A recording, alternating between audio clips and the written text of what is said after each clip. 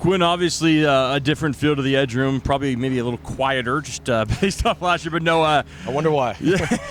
For you guys, kind of as the returners, who do you have you guys kind of looked to? I know obviously you being one of them to kind of take the reins from what RJ and BJ kind of left in their legacy. I think the biggest thing is like we lost two great players in Brennan and RJ, but no one's trying to be them. We're all trying to be us and not necessarily go outside of what we're capable of to try to fill shoes. We got guys who are really good and can play in our room, and so I think the biggest thing is just staying true to who we are individually and not necessarily trying to fill shoes, essentially, if that makes sense. No, I got you. Who do you feel like has made the biggest jump from the end of last season to now? I think Eddie and Ram both have made big jumps. Eddie putting on weight, he's a guy who's always out there doing extra work, doing extra things, and he's over there right now. Ram also putting on weight, and it's showing so far through these first couple days of camp. Tell us what it's like playing with this giant brace on your arm. How's that affecting you? Honestly, it's super uncomfortable, but it's something I got to do. Obviously, had some problems with my elbow in the past, but you just work through it. I mean, having to deal with so many injuries over the last year or so, has that affected like your mentality now that you're kind of trying to get back healthy? Or I'm curious like what kind of effect that's had on you as you kind of get back there. Yeah, I mean, I think it's just, for me at least, going through like injuries teaches you a lot. Definitely taught me patience. Times I wanted to go out last season, when we were struggling and all I could do was just watch. It was very frustrating, but it's just taking that mentality of taking it day by day, controlling the controllables, and what can I do today to get 1% better so I can play tomorrow.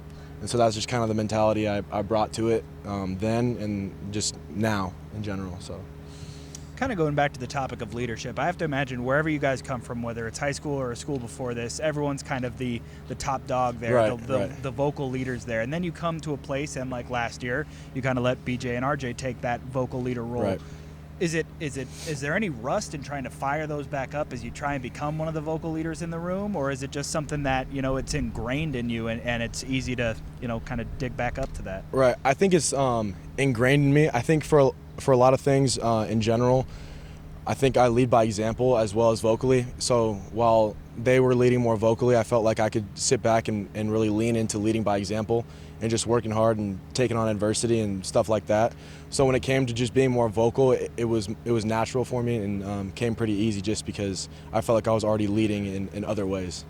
I love asking defensive linemen about offensive linemen and the other way around. So as from your position, what are you seeing from that group as they're trying to gel, become a unit, and get things sorted out here in spring? I think they're doing really well. I think a lot of those guys are taking tremendous steps forward and are getting a lot better all around from ones to twos to threes. I see progress in everyone. And I think they're doing a really good job over there. And I think we're going to be real good and cause some people some problems here in the fall. Their offensive line.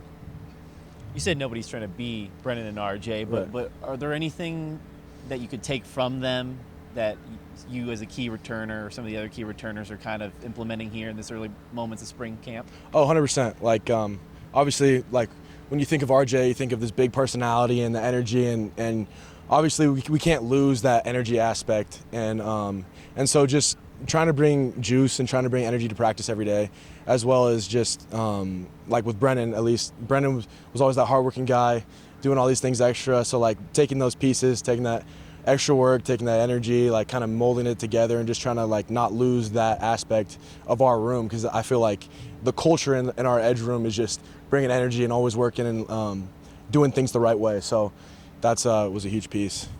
What would constitute a successful scrimmage number one for the defense here in spring?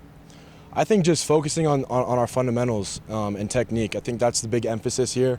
And as we're trying to get new guys, transfers, mid-year guys more comfortable in the defense, I think it's important for not only returners to show good fundamentals for them to learn from, but for the new guys to really lean into the fundamentals and technique here.